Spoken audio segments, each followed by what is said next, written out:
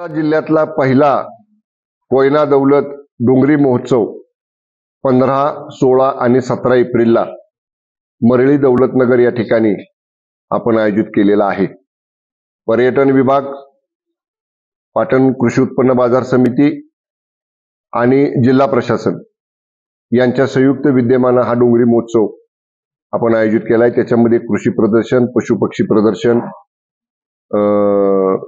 Water sports, funfair म्हणजे मेला, घोडसवारी, मुंबईमध्ये असणारी जी इलेक्ट्रिक बग्गी आहे त्या बग्गीची सवारी, मानिनीचे महिलांनी तयार केलेले खाद्यपदार्थांची खाद्य जत्रा आणि समारोपाच्या दिवशी मोठा महाराष्ट्राची लोकधारा अशा पद्धतीचा एक सांस्कृतिक कार्यक्रम मराठी कलावंतांचा आपण त्या ठिकाणी आयोजित केलेला आहे। पहिल्यांदाच डोंगरी विभागामध्ये आणि विशेषतः ग्रामीण भागात खेडेगावामध्ये पर्यटन विभागाच्या माध्यमातून आणि जिल्हा प्रशासनाच्या सहकार्यानं आपण अशा पद्धतीचा एक मोठा कोयना दौलत डोंगरी महोत्सव 2025 आयोजन केलेला आहे आणि त्याचं नियोजन पूर्ण झालेलं आहे।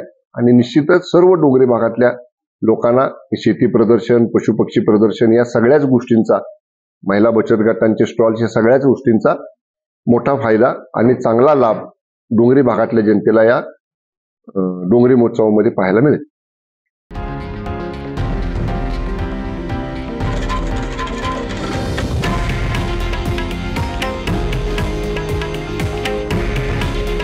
हे आहे देशातील नंबर 1 न्यूज नेटवर्क आणि आपण पाहत आहात TV9 मराठी।